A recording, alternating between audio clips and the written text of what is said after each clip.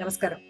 ఇప్పుడు మనం పేరి వెంకటేశ్వర శాస్త్రి గారు రాసిన శ్రీకృష్ణ చరితం అనేటువంటి గద్యకావ్యం. దాంట్లో మొదటి ఒక రెండు భాగాలు చెప్పుకున్నాం. మూడో భాగం కంటిన్యూ చేయబోతున్నారు ఇప్పుడు. తతః భూతభావనః జగజ్జన్మ స్థితి లయహేతుః శ్రీ మహావిష్ణుః అంశేన ఆనకదుందుభేః మనః ఆవివేశ. తతః ఆ తర్వాత భూతభావనః, భూత అంటే ప్రాణులనన్నింటినీ, భావన వాటినన్నింటినీ నిలబెట్టి ఉంచేటువంటి వాడైనటువంటి, అంటే ప్రాణుల యొక్క స్థితికి హేతువైన వాడైన, పుట్టినటువంటి ప్రతి ప్రాణి బతికి బట్టకట్టడానికి, కొంతకాలం బతకడానికి హేతువైన వాడైన మహావిష్ణువు. ఇంకా ఎటువంటి వాడు? జగత్ జన్మ స్థితి లయ హేతు.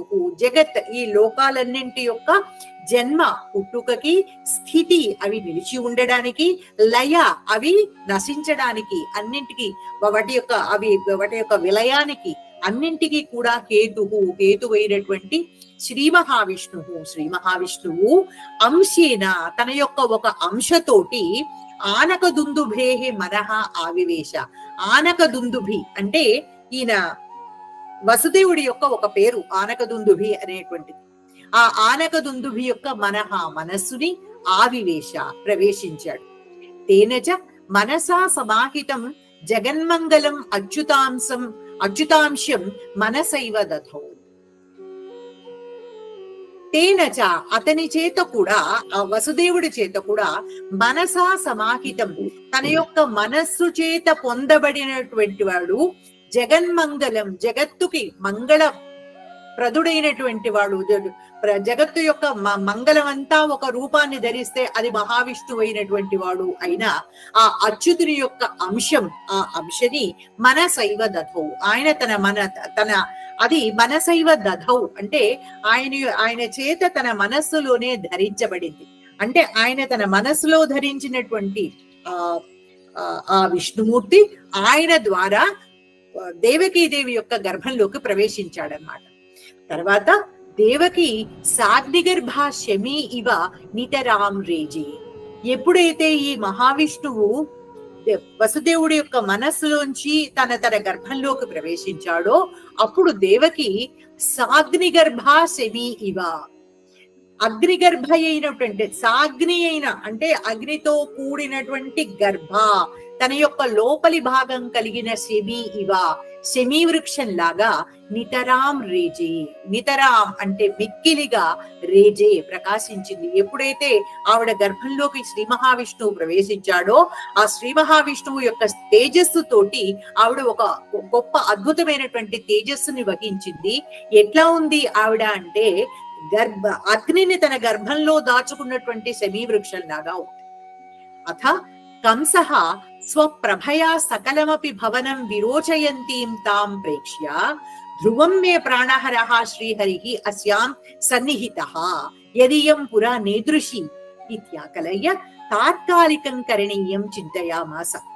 అథ ఆ తర్వాత కంసుడు స్వప్రభయ అంటే దేవకి స్వప్రభయ తన యొక్క తేజస్సు తోటి సకలమపి భవనం విరోచయంతి.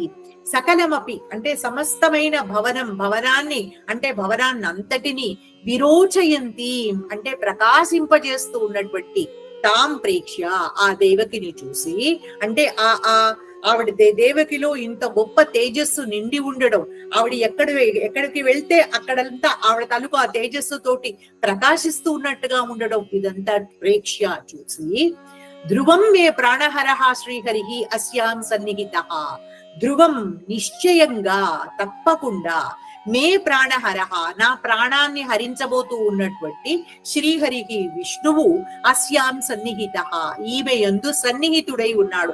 అంటే ఈమె యందు ప్రవేశించి ఉన్నాడు, ఈమె యొక్క గర్భంలోకి వచ్చేశాడు. యత్ ఎందుకంటే ఇయం పురా నేదృశి ఇప్పటికీ ఆవిడ 7 సార్లు గర్భం ధరించింది. ఈమె పురా ఈ 7 సార్లు గర్భం ధరించినప్పుడు పూర్వం ఎప్పుడూ కూడా నా ఈదృశి ఇంత ప్రకాశమానంగా, ఇంత తేజస్సుతో, ఇంత కాంతితో లేదు. ఇది ఆకలయ్యా అని తెలుసుకుని తాత్కాలికం కరణీయం చింతయామాస. తాత్కాలికం కరణీయం అంటే ఆ అప్పటికి తాను ఏం చెయ్యాలి అనేటువంటి దాన్ని ఆలోచించాడు. అంటే ఈవిడ గర్భంలోకి విష్ణుమూర్తి వచ్చేసాడు కాబట్టి ఇప్పుడే ఈవిడ్ని చంపేస్తే విష్ణుమూర్తి కూడా మరణిస్తాడు కదా అన్నటువంటి ఆలోచన కూడా చేశాడు. యద్యహం ఇదానీమేవ ఏనాం హన్యాం తదా స్త్రియాః స్వసుః గర్భిణ్యాశ్చ వధేన ఆయుః శ్రీః యశశ్చ వినశ్యేత్.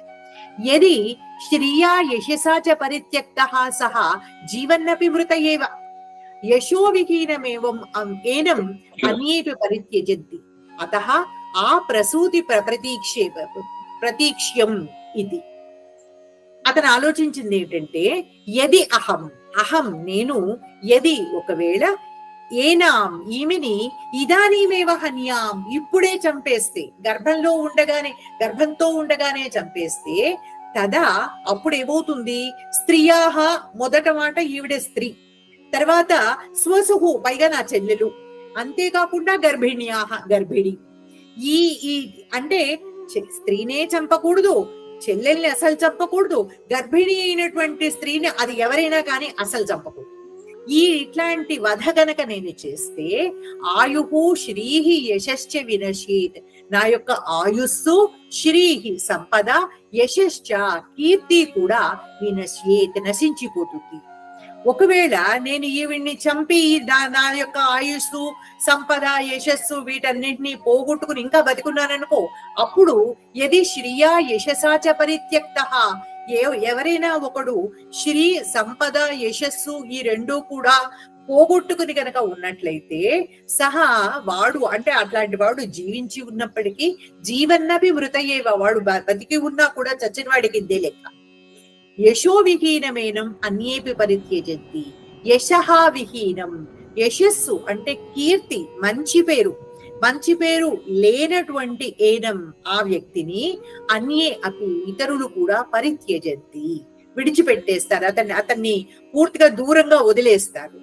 అతః ఆ ప్రసూతి ప్రతీక్ష్యం ఆ ప్రసూతి అంటే ఆమెకి ఇదే కాగా ప్రసవం అయ్యేటంత వరకు ఆ సంతానం ఏదో పుట్టేటంత వరకు ప్రతీక్ష్యం నా చేత ఎదురు చూడబడాల్సిందే అంటే నేను ఎదురు చూడవలసిందే అని. తదారభ్య ఆసీనోపి తిష్టన్నపి భుంజానోపి పర్యటన్నపి తమేవ హృషీకేశం మనసా చింతయన్ సర్వం జగత్ తన్మయం అపశ్యత్.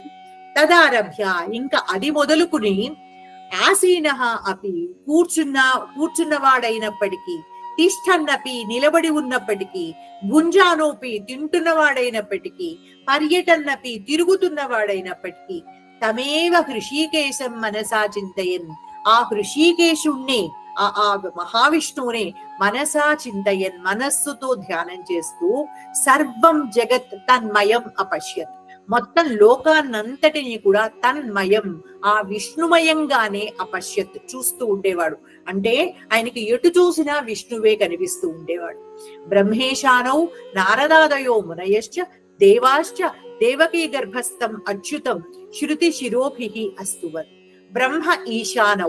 బ్రహ్మ ఈశానుడు అంటే మహేశ్వరుడు పరమేశ్వరుడు, నారదాదయో మునయః నారదుడు మొదలైనటువంటి మహర్షులు, దేవాశ్చ ఇంకా ఇంద్రాది దేవతలు వీళ్ళందరూ కూడా దేవకి గర్భస్థం అచ్యుతం దేవకి గర్భంలోనే ఉన్నటువంటి ఆ అచ్యుతుణ్ణి మహావిష్ణువుని శృతి శిరోభిః అస్తువన్ అక్కడికి వచ్చి ఆవిడ గర్భంలో ఉన్నటువంటి ఆ అచ్యుతుణ్ణి శృతి శిరోభిః అంటే ఉపనిషత్తులతో అస్తువన్ స్తోత్రం చేశారు. ఈ పూట ఈ కథని ఇక్కడికి ఆపుదాం. థ్యాంక్స్ అండి, చాలా బాగా చెప్పారండి. ఇప్పటిదాకా చాలా క్లియర్ గా అర్థం అవుతుంది. చాలా చాలా ధన్యవాదాలు. ఇక్కడ వివిషుహు అని ఒక పదం చూసాం కదండి, అది దాని గురించి చెప్తారా కొంచెం వివరం? అది విష ప్రవేశనే ధాతు అండి. విష ప్రవేశనే ధాతు తాలూకు లిట్లకారం భూతాన వృక్షే లిట్. ఓకే, వివేశ వివిషతు వివిషుహు ఇట్లా వస్తుంది. అది అదేంటి అంటే ప్రవేశించారు పాస్ట్ టెన్స్. లిట్ ప్రథమ పురుష బహువచనం. ఓకే అండి. తర్వాత ఇక్కడ బుభుజే అని ఉందండి. అది భుజ పాలనాభ్యవహారయో అనేటువంటి ధాతువు. మీరేమిటో లిట్లకారాలే పట్టుకుంటున్నారని. ఇది కూడాను భుజే అనేటువంటిది కూడా లిట్లకారమే. అంటే పదం అర్థం కూడా తెలియడం కోసం కూడా అడుగుతున్నానండి. అది లకారం కోసమే కాదు. అది పర్వాలేదు. అంటే మీకు లిట్లకారాలే మీకు మీ దృష్టిని ఆకర్షిస్తున్నాయి. అదే నేను చెప్తున్నా. ఓకే. తర్వాత చుక్రుషు భుజధాతువుకి పాలనము అభ్యవహారం అంటే భోజనం చేయడము అని అర్థం. ఇప్పుడు మనం భోజనం చేయడం అనే మాట ఉంది చూసారా, అది భుజధాతువు నుంచి వచ్చింది. ఓకే.